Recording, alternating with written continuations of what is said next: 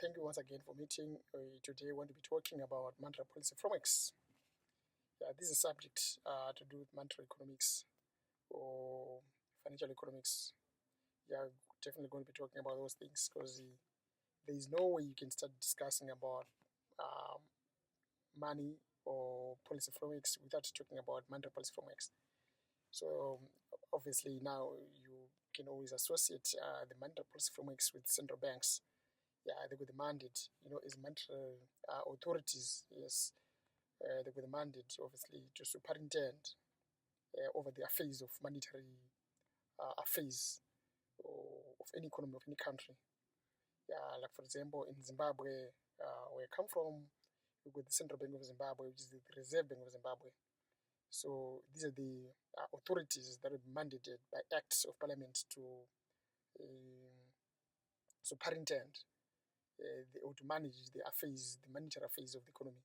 You go to South Africa, you talk about SRB, South African Reserve Bank. You go to England, you talk about the Bank of England, or maybe you talk about the ECB, which is the European Central Bank.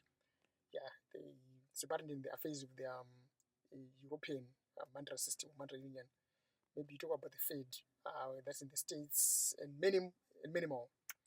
So we are talking about monetary economics here when you talk about monetary policy frameworks.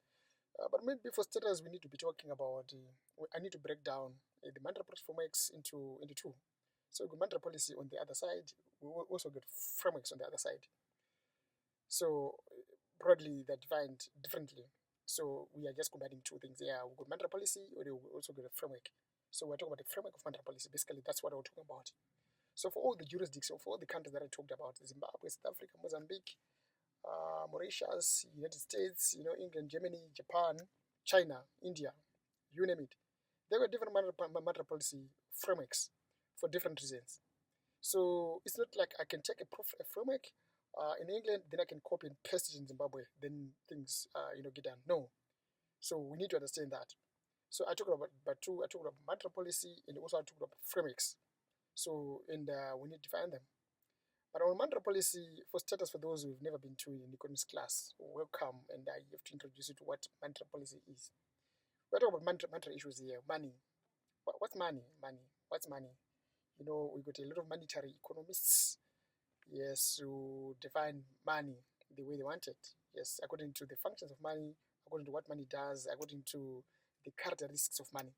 So that's money. So broadly speaking, when you talk about money nowadays, we're in 2025. If you talk about money nowadays, I'm sure our ancestors, I'm sure our old grannies, they are going to be waking up from their graves. If you ask them what money is, they talk about my paper money, or they talk about coins. But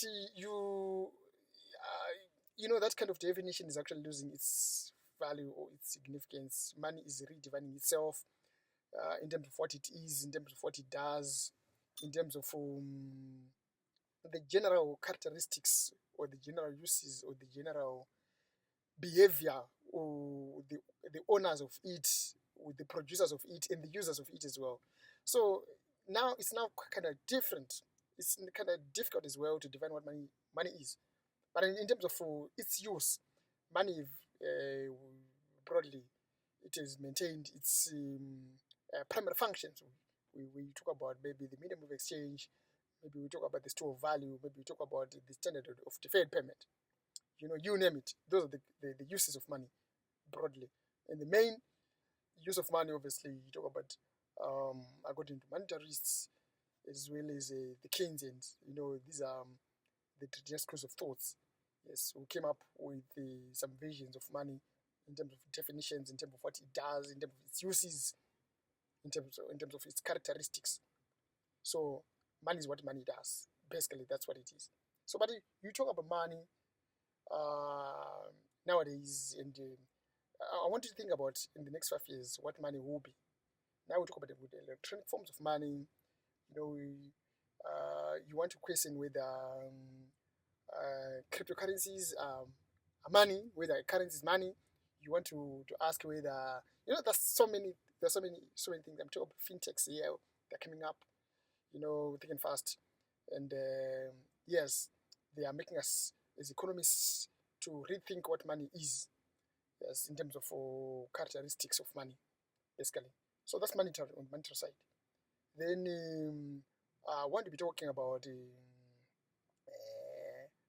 policy. When you talk about a policy, you want to talk about policy maybe at a micro level. Think about a policy in an institution, in an organization. We are talking about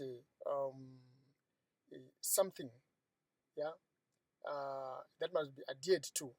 That must be been laid down by officials, by managers, by directors, to say this is how we do certain things.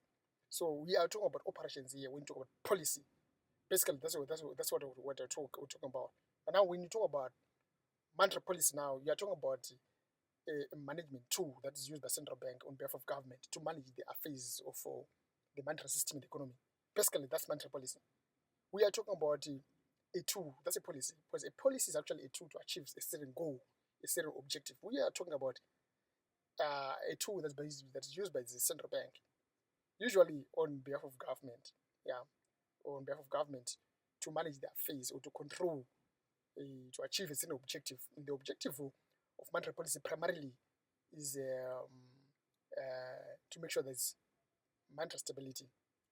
We talk about price stability. We talk about financial sector stability. So basically, that's the objective. These are the main objectives of monetary policy. So whenever you achieve those things, whenever you're going to be using whichever tools that are going to be using the central bank to manage the affairs, the monetary affairs of an economy, to achieve those things. When you achieve those things, then we say, wow, we've achieved the mandate. We've achieved the objective of monetary policy. So a monetary policy is actually an instrument, a tool which is used by central bank to manage the objectives or the affairs of an economy. Basically, that's what we have.